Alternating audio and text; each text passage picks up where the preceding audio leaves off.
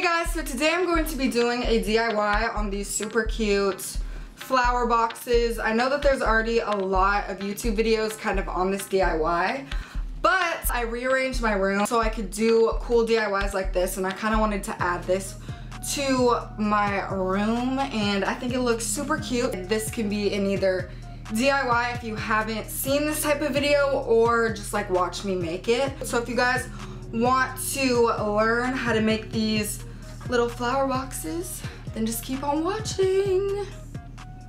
So what you need to create your own flower box is obviously a black box. I'll have all of the information also in the description so you can get the sizes of everything. But yeah, you're gonna need some flowers, some foam bricks, some ribbon if you want, a glue stick, and a wire cutter. The first thing that you're going to do is you're going to take your foam bricks and you're just going to cut it just so it can fit within the box that you choose. You just want it to kind of line the bottom of the box because that's where you're going to place your flowers.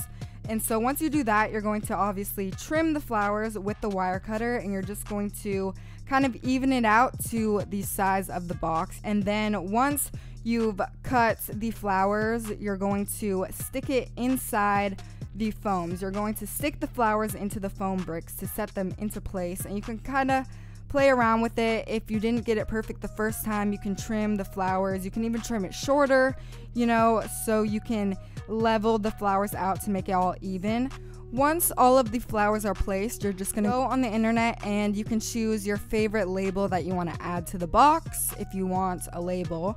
I chose 2 different labels and I printed them out in like different sizes just so I could play around with it, and then I glued it onto the box. And I actually ended up gluing 2 different labels onto the box, so like one side had the white and then the other side had the black, just so I could like play around with it and see which one I liked best, or if I wanted to like switch it in my room. I had like 2 different, you know, 2 different looks, and I thought it was cute. And then if you want, you can also add ribbon to it. I actually personally like it without the ribbon, so I ended up taking it off.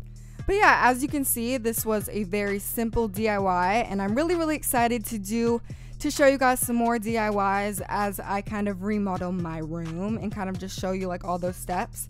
But yeah, that's it for this video. Everything that I use will be listed down below in the description box. And yeah, make sure to follow me on all my social media links. It will all be listed down below as well. Subscribe to this channel if you haven't already, and I will talk to you guys next time. Bye!